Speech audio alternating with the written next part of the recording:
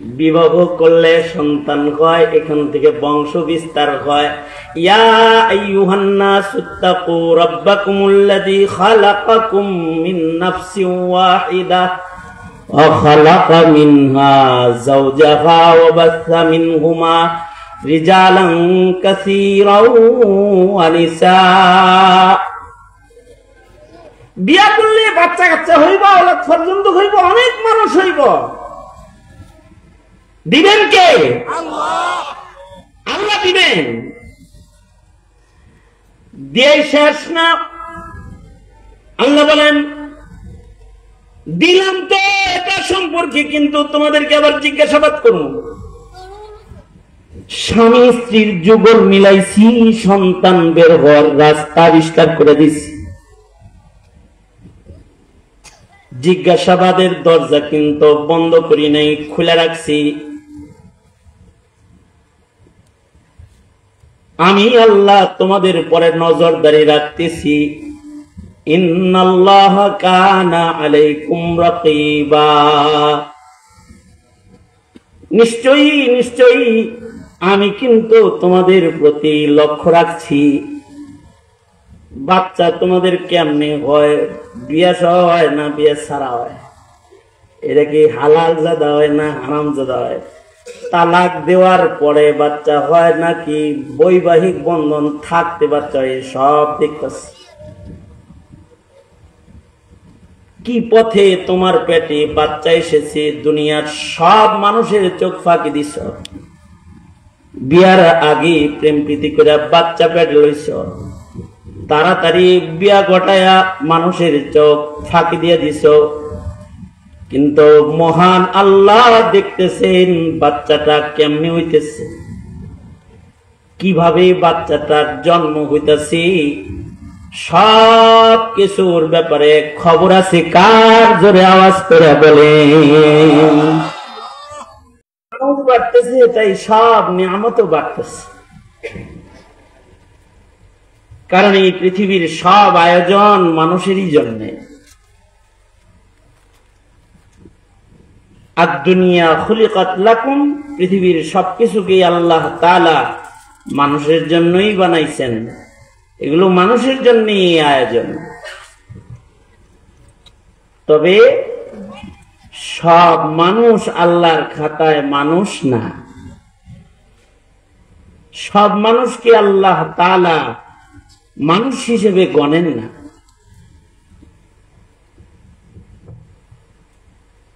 আল্লাহর গণনায় কেউ কেউ হাইওয়ান জানোয়ারের চাইতে নিকৃষ্ট।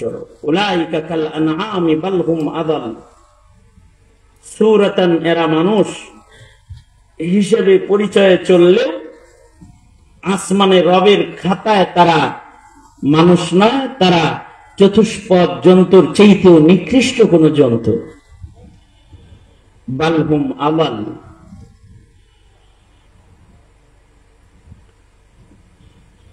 মানুষের যেন আল্লাহর খাতায় মানুষের নাম লেখাতে পারে। এ কারণেই যুগে যুগে আল্লাহ তাআলা আল্লাহর পছন্দের মানুষের রং পৃথিবীতে প্রেরণ করছেন। নবী রাসূলের আগমন হয়েছে। নবী রাসূলগণ আল্লাহর মনোনীত মানুষ।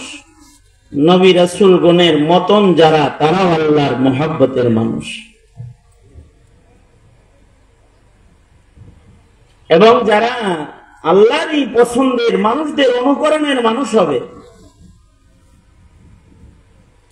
তাদেরকে আল্লাহ তাআলা জান্নাতে নিজের কাছে শ্রেষ্ঠ সম্পদ মানুষ হিসেবে আল্লাহর বন্ধু বানায়া চিরস্থায়ী হায়াত জান্নাতে দিয়া তাকে চিরভোগ বিলাসের পুরস্কারটা আল্লাহ তাকে দিয়ে দিবে।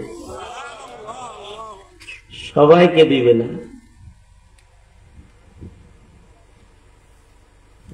মানুষ যেহেতু দামি, এ কারণে আল্লাহর রাসূলও মানুষ দিয়া ফখর করবেন। ময়দানে মাহশারে নবীজি নিজের উম্মতের ভেতরে অধিক মানুষের সংখ্যা হবে, এটা নবীজির ফখর হবে। মানুষ দামি, নবী আলাইহিস সালাতু ওয়াস সালামের উম্মত বড় দল দাঁড়াবে, এটা নবীজির ফখর হবে।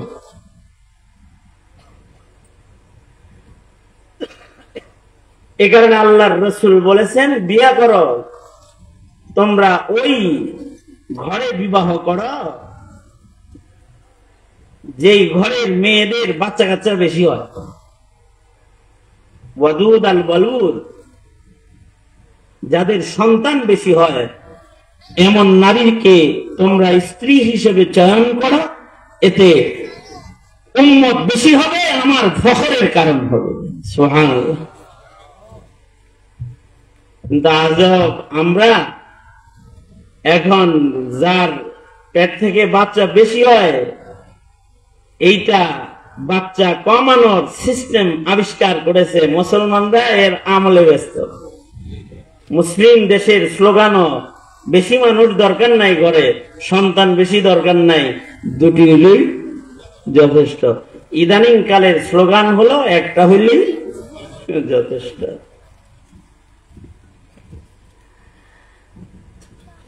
তো ঘরে যে সন্তান হইব, যার ঘরে সন্তান হয় সে একজন ধনী, দুনিয়ার অনেক ধনের মালিক, কিন্তু তার একটা সন্তান নাই, তার চাইতে বড় মিসকিন দুনিয়ার মাটিতে আর একটা নাই। ফ্যাক্টরি আছে, তার ধন দৌলত আছে, বিঘা বিঘা সম্পদ আছে, বাড়ি আছে, গাড়ি আছে, কিন্তু একটা সন্তান নাই।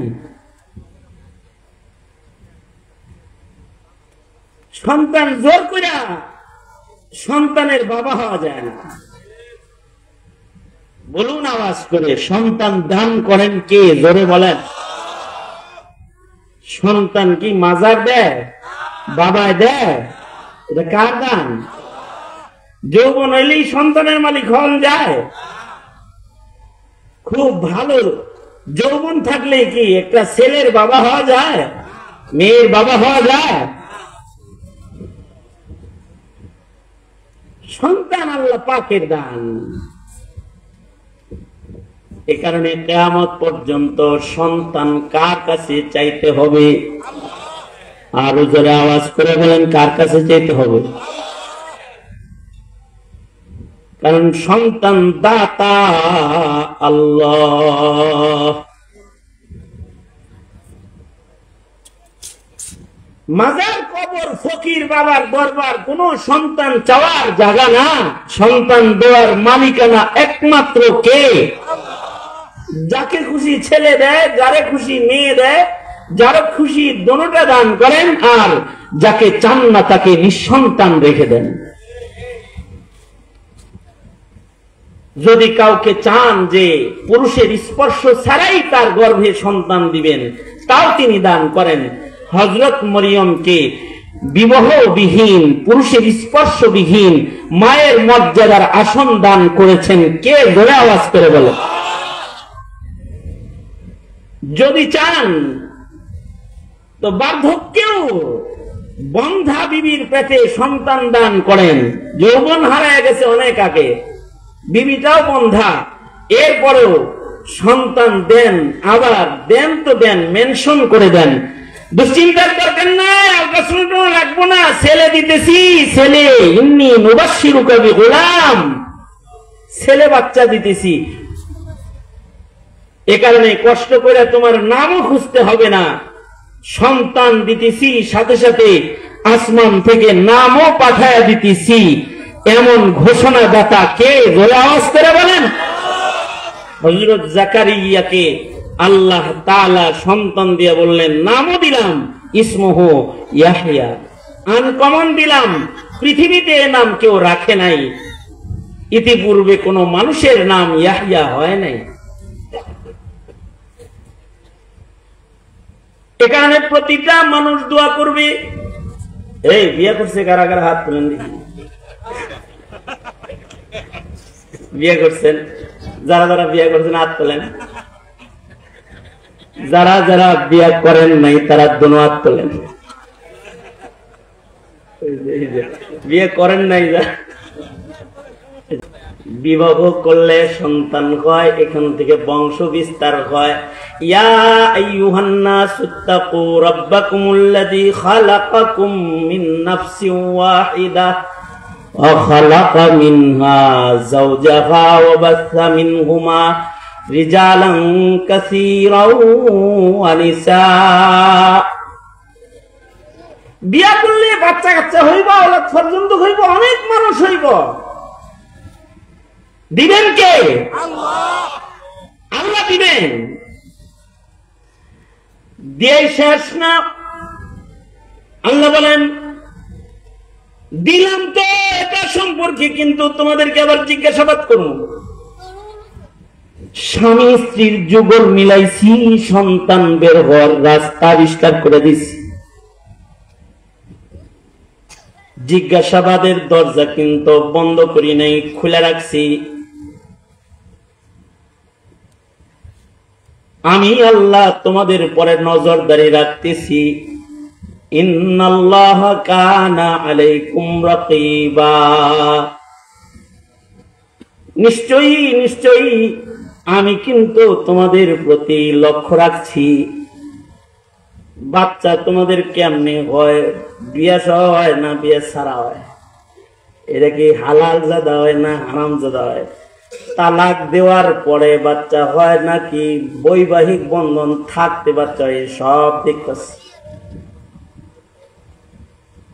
কি পথে তোমার পেটে বাচ্চা এসেছে, দুনিয়ার সব মানুষের চোখ ফাঁকি দিছ।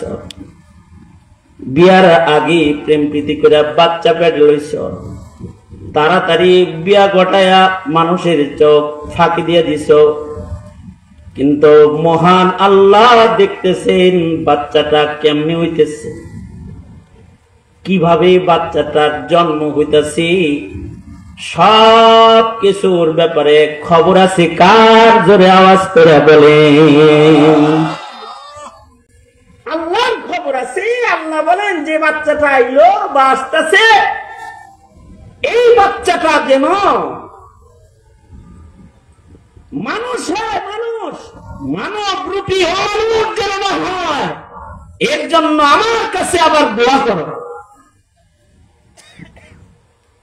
এই দোয়া করাটাও এটা আল্লাহর বান্দার একটা সিফাত। ইবাদুর রহমান, রহমানের গোলাম হিসেবে আল্লাহ যাদেরকে গ্রহণ করেন, তাদের বহু গুণের ভেতরে একটা গুণ হলো তারা নেক সন্তান চায় আল্লাহর কাছে।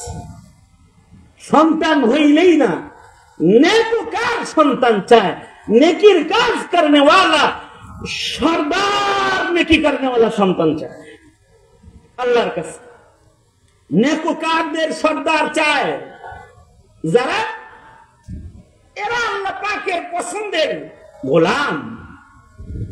এ কারণে ইবাদুর রহমানের যে সকল শর্ত আল্লাহ পাক বর্ণনা করেছেন, তার ভেতরে একটা হলো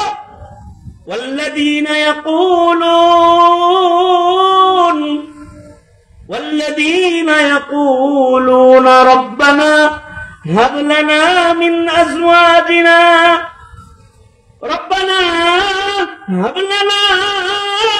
أزواجنا وذرياتنا قرة أعين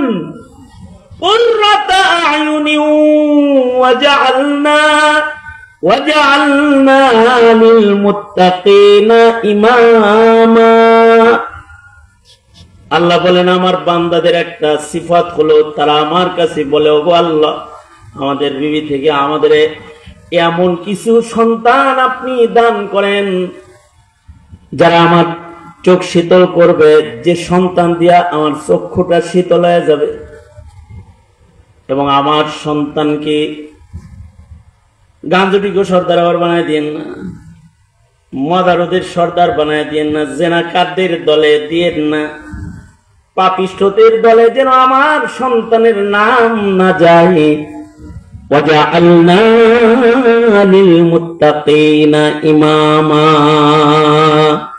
আমার সন্তানকে মুত্তাকি খোদা ভীরুদের সর্দার বানায়া দিবে। আমাদের খোদা ভীরুদের ইমাম বানান। এই দোয়া মহান আল্লাহ সব বান্দাদেরকে কিয়ামত পর্যন্ত করা পছন্দ করে বিধায়ী ইবাদুর রহমানের শর্তের ভেতরে দোয়াটা লাগাই দিয়েছেন। কোন সন্তান বাবার চক্ষু শীতল করে? চেহারা সুন্দর হইলে পিতার চোখ শীতল হয় না যদি সন্তানটার চরিত্র সুন্দর না হয়, যদি সন্তানটার কর্ম আখলাক সুন্দর না হয়, বাপের চোখ ঠান্ডা হয় না। অনেক টাকার মালিক হইলে পিতার চক্ষু টাকা দিয়ে ঠান্ডা হয় না। অনেক বড় ক্ষমতার আসনে সন্তান বসে গেলে বাবার দিল ঠান্ডা হয় না। বাপের দিল কখনো কখনো গোলাম সন্তান দিয়েও ঠান্ডা হয়, বেলালের মতো কালো যদি হয়, অথবা যদি লুকমানের মতো হাবশী কালো গোলামও যদি হয়, এমন সন্তান দিয়েও বাবার চোখ ঠান্ডা হয়ে যায়। অথবা যদি উম্মে মাকতুমের মতো অন্ধও হয়, এমন সন্তান যদি উম্মে মাকতুমের মতো চারিত্রিক ও ঈমানের গুণে গুণী হয়, এমন অন্ধ সন্তান দিয়েও পিতা মাতার চক্ষু শীতল হয়ে যায়। সন্তান যদি হত দরিদ্র আবু যর গিফারিও হয়, কিন্তু তার চারিত্রিক আমলি ও ঈমানী অবস্থান যদি আকাশচুম্বী হয়, তো এমন সন্তান মা বাবার দুনিয়া ও আখিরাতের শান্তির কারণ হয়। দেখতে খুব সুন্দর, কিন্তু বাবারা এই সন্তানকে গণনায় ধরে না। ছোট্ট একটি চটি গল্প দিয়ে আমি আমার আলোচনা শুরু করি। মনে মনে ভাববেন হুজুর এতক্ষণ কি করলেন, তো আলোচনা কেবল শুরু করতেছেন। আমি হজ্জি বাইতুল্লাহতে এক মুরব্বী তার মেয়ের জামাইয়ের গুণগান গাইতেছে। হাজী সাহেব মেয়ের জামাইয়ের লোকে হজে গেছে। হাজী সাহেব বলতেছে, আমারে বলতেছে, হুজুর আল্লাহ দিলে ছোট মেয়ের জামাই এই নিয়ে আইছে, আমার খুব খেদমত করতেছে। আমি মেয়ের জামার চেহারা দেখে তো মনে করছি এটা কোন মাদ্রাসার সেরা হাদিস হবে।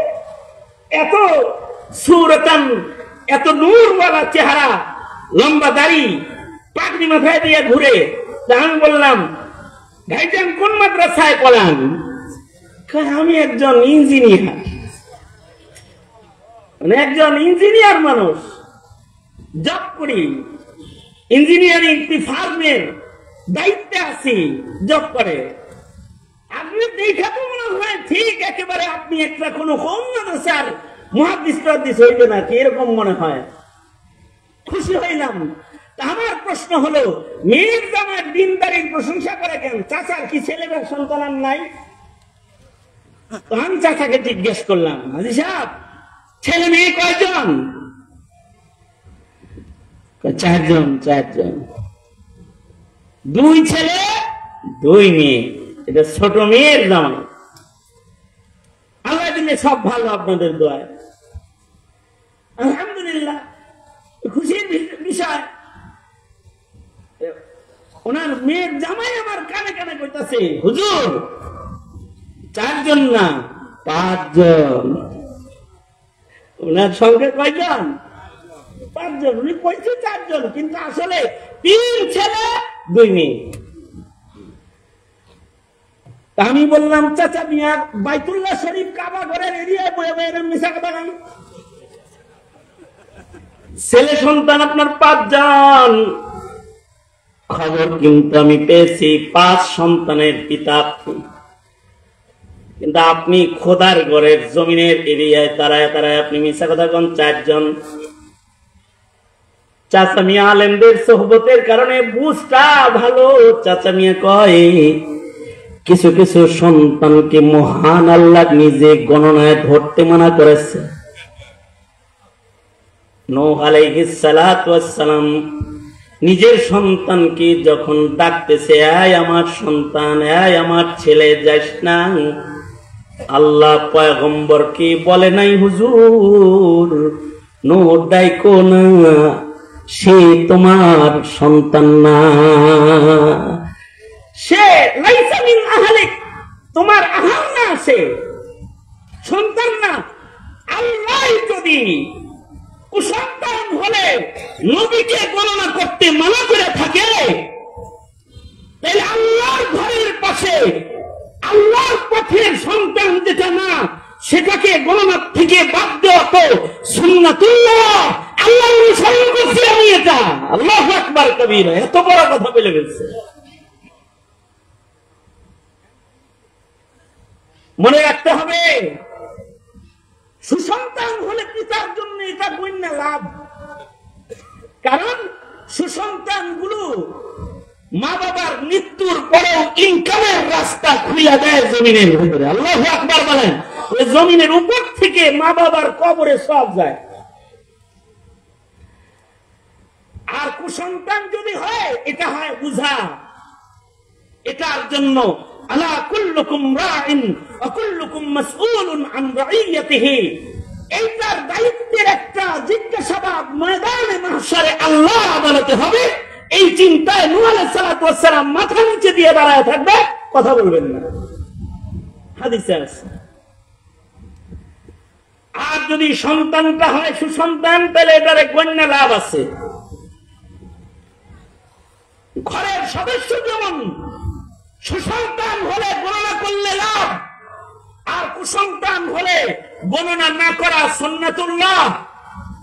ওই রকম দলের কর্মীও যদি ইনসাফ বলা হয়, এটারে কর্মী হিসেবে গণ্য লাভ। ঘরের কর্তা যেমন ঘরের সন্তান দুশ্চরিত্র ও অপদার্থ হলে গণনা না করে কর্তার দায়িত্ব হয় ত্যায্য করে ঘর থেকে বের করে দেওয়া। দলের কর্মী দাবি করলেই তাকে কর্মী হিসেবে জায়গা দেওয়া ঠিক নয়। মুসলিম দেশের রাজনীতি যারা করে তাদের জন্য জরুরি, এদেশের রাজনীতিতে যে সন্তানগুলা চাঁদাবাজি, সন্ত্রাসী, অন্যায়, পাপাচার, মারামারির নিরিখ দেয়, তাদেরকে কর্মী বলার অধিকার তোমাদের নাই। ঘাড়ে ধাক্কা দিয়ে বের করে দাও, বের করে দাও। কারণ এরা দেশের শান্তির আর শৃঙ্খলার প্রতীক নয়, এরাই হবে দেশের অরাজকতা ও বিশৃঙ্খলা দরজা খোলার দরওয়াজা। জমিনে কিছু সুসন্তান দরকার, কিছু মানুষ দরকার। প্রতিটা ঘরের কর্তার চিন্তা হইতে হবে, আমি একদিন এই পৃথিবীতে থাকবো না, আমার চলে যেতে হবে।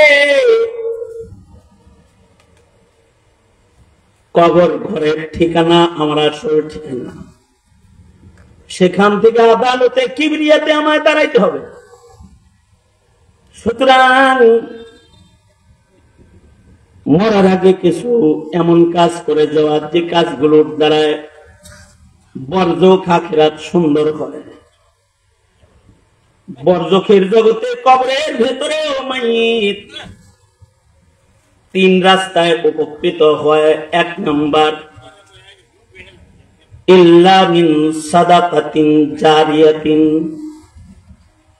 মরার আগে কেউ যদি সাদাকায়ে জারিয়া করে যায়, এদিকে তাওয়াজ্জু, মৃত্যুর আগে কেউ যদি সাদাকায়ে জারিয়া করে যায়,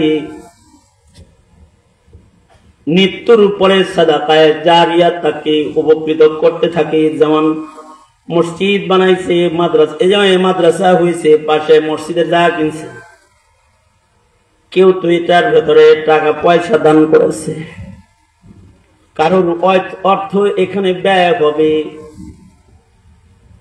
কারণ টাকা করি মেহনত এর ভেতরে কাজে লাগবে। সাদাকায়ে জারিয়া, রাস্তা করেছে, ব্রিজ করেছে, নলকূপ নির্মাণ করেছে, মানব সেবার কোন রাস্তা দরওয়াজা খুলেছে, হসপিটাল খুলেছে, সুন্দর কোন কাজ করছে যা তার মৃত্যুর পরে জমিনের মানুষদেরকে উপকার দিবে।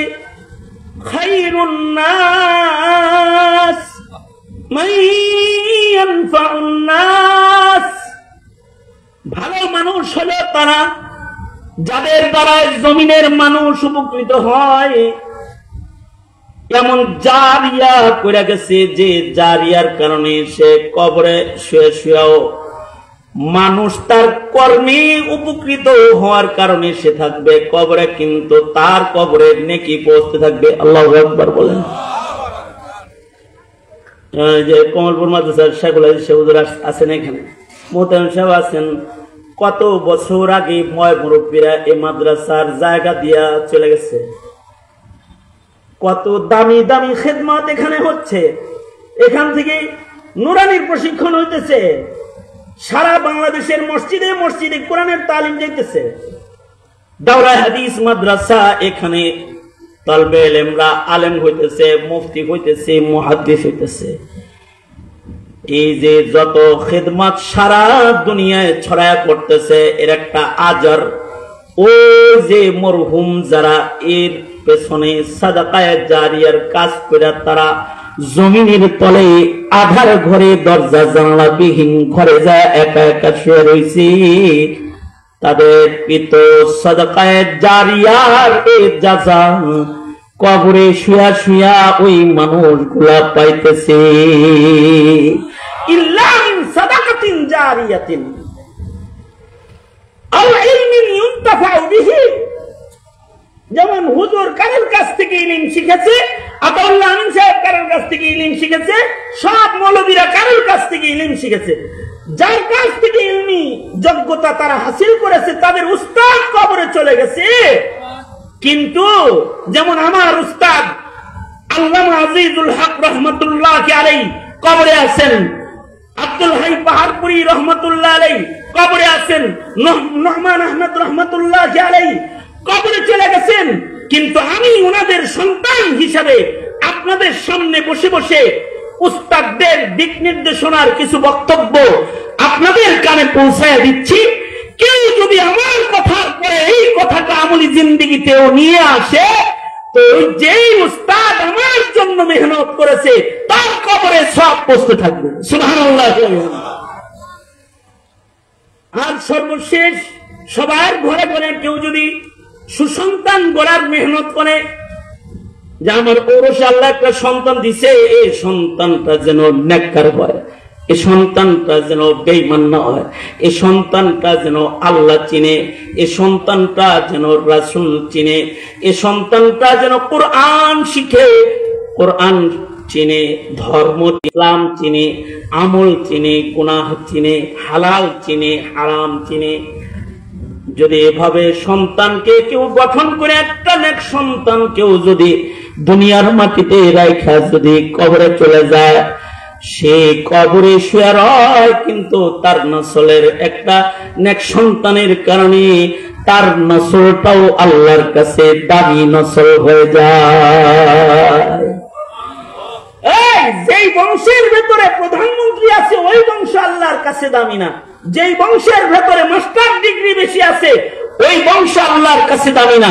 তবে যেই আলের ভেতরে নেক সন্তান আছে ওই আল আল্লাহর কাছে দামি। সম্মানিত আলের নামে কোরআনে হাকিমে আল্লাহ তাআলা সূরা আলে ইমরানও দান করেছেন। তার মানে দামি বংশের নামেও আল্লাহ কোরআনে সূরা আছে। যেই নারীর পেটে সুসন্তান হয় ও নারীরও আল্লাহর কাছে অনেক দাম। এ কারণে হযরত মরিয়মের এত দাম। সূরা মরিয়ম কোরআনে আল্লাহ তাআলা জায়গা দিয়ে দামি মায়ের দামি গর্ভের মূল্যায়ন প্রতিষ্ঠা করেছেন, যে মরিয়ম এমন একটা আমার দাসী বান্দির নাম যার পেট থেকে পুরুষের স্পর্শ সারা জমানার এক শ্রেষ্ঠ পয়গম্বরের জন্ম হয়েছে। আবার পৃথিবীর ইতিহাসে যে বাবা যে পিতারা সন্তানকে গঠন করার মেহনত করবে, সন্তানকে আল্লাহর প্রিয় বানানোর মেহনত যদি কোনো পিতা করে, আল্লাহর কাছে পিতাদের ভেতরে ওই পিতারও অনেক দাম।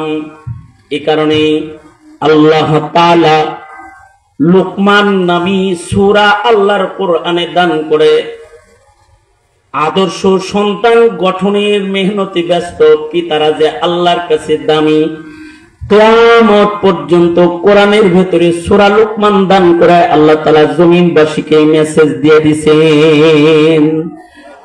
এবং লুকমানের মেহনতকেও কোরআনে লুকমান সূরায়ে লুকমান আল্লাহ তুলে ধরেছেন। দেখো আমার লুকমান, সে তার সন্তানকে গঠন করার মেহনত করতেছে। সন্তানকে বলছে, ইয়া বুনাইয়া লা তুশরিক বিল্লাহ, ইয়া বুনাইয়া আকিমিস সালাহ, এই সন্তান তুমি শিরক করো না, ঈমান নষ্টকারী অসৎ মানুষের খাতায় তুমি তোমার নাম দিও না। এই সন্তান আকিমিস সালাহ, বেনামাজি হয় না। এই সন্তান তা'মুরুনা বিল মা'রুফ ওয়া তানহাউনা আনিল মুনকারের আমল করো। তুমি মানুষকে সৎ পথে ডাকো, অসৎ থেকে বারণ করার আমল করো। আকিমুস সালাতা ওয়া'মুর বিল মা'রুফি ওয়ানহা আনিল মুনকার। নিজেকে জিজ্ঞাসা করুন, আপনি কি আপনার সন্তানকে বসায় কখনো এগুলো বলেছেন? সাবধান, ঈমান নষ্ট করো না। সাবধান, তুমি নামাজ ছেড়ো না। সাবধান, তুমি অন্যায় পথে মানুষদেরকে আহ্বানকারী হও না। সাবধান, পাপের পথে আহ্বান করো না। নেক থেকে বারণকারীদের দলে তোমরা যোগদান করো না বলেছেন। যদি না বলে থাকেন তাইলে পিতৃ আদর্শ থেকে আপনি বিচ্যুত হয়েছেন, দূরে সরে গেছেন। আল্লাহ পিতার আদর্শ হিসাবে সূরা লুকমানে এটা দান করেছেন। সন্তানকে এই তালিম গুলা দিতে হবে বাপেদের। যদি দেয় বাবার লাভ কি? বাবার লাভ হলো এই সন্তান গুলাই পিতার নাজাতের জন্য যথেষ্ট হয়ে যাবে। এই নসল তার নাজাতের জন্য যথেষ্ট হবে। আর যদি কষ্ট মষ্ট করে একটা ছেলেরে হাফেজ আলেম বানায় দেওয়া যায়, তাইলে তো ময়দানে মাহশারে আল্লাহ তাআলা মা বাবাকে নূরের তাজ পরায় সম্মাননা দান করবে। আল্লাহু আকবার বলেন, নূরের তাজ পরাবে। যদি হাফেজ হয়ে যায় একটা সন্তান, যদি আলেমে দ্বীন হয়ে যায় একটা সন্তান,